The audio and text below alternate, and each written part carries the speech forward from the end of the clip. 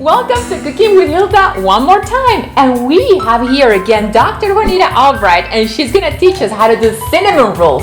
She already made the dough. Please be sure to check in the description section. The link recipe for that dough is delicious and it's gonna be one of your favorites. How you doing, Juanita? I'm good. So good to be here and to show you and your guests how to make cinnamon rolls from the dough that we did previously. Thank you. Thank you for sharing your amazing recipes with us. You are so welcome. These recipes come from generations before me, and my mom taught me how to make this dough, and I use it for all kinds of things, including cinnamon rolls, everybody's favorite. Thank you very much, and a warm hello to your mom. I love her. She's amazing. Hi there. Hi, Mom. So let's learn this. Okay, so we have the dough here, which I've mixed it up and it has now raised to about double its size. And so I'm going to take a portion of this dough. I could use the whole thing to make one length of cinnamon rolls. I'm going to do it in two just because it's a little bit easier to work with.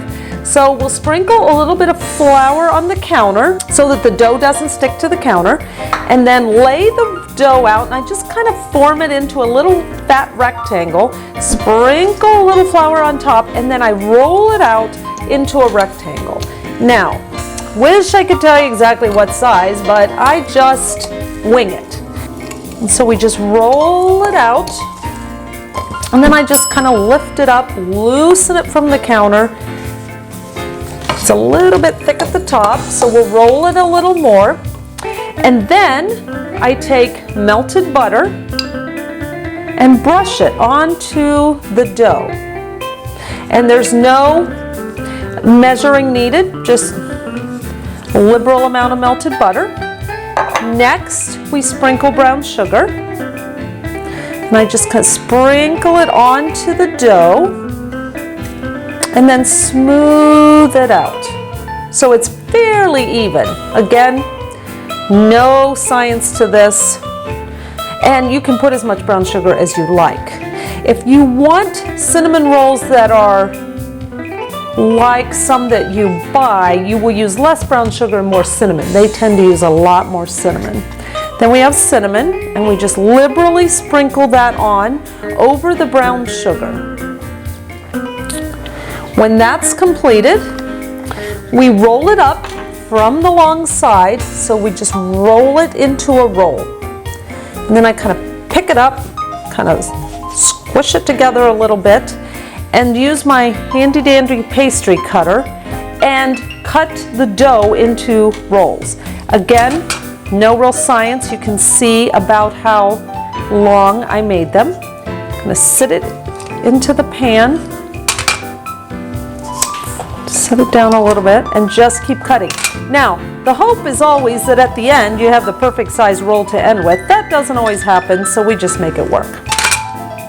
And there you go. Doesn't it look easy, Hilda? It looks delicious, yes. So then I just kind of brush the extra cinnamon and brown sugar that spilled out over to the side, sprinkle a little more flour, and use the next. This one is bigger, so I'll probably get more rolls out of this. This is really kind of no science to this. This is more of an art.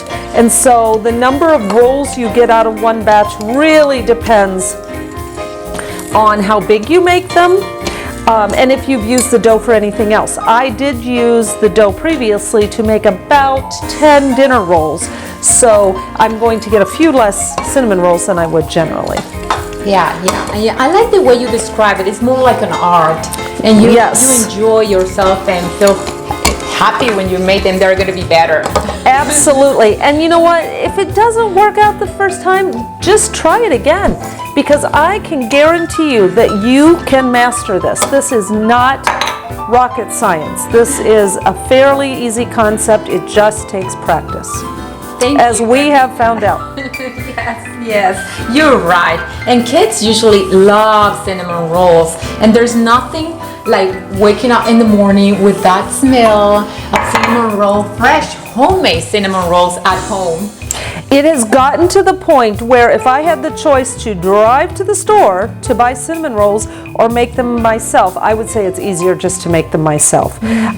So it takes a lot of practice to get to that point. But at this point, if my boys would tell me at 7 o'clock in the evening they'd like to have cinnamon rolls for breakfast, you know what? It's pretty easy. I just make the dough, make up the cinnamon rolls, and then what I do is I form them, I put them in the pan, cover it with saran wrap, put the pan in the fridge overnight. Now, I do have to get up super early to set them out because it takes 2 hours maybe. I like to set them out till they come to room temperature and rise, and then I just bake them in the morning and voila.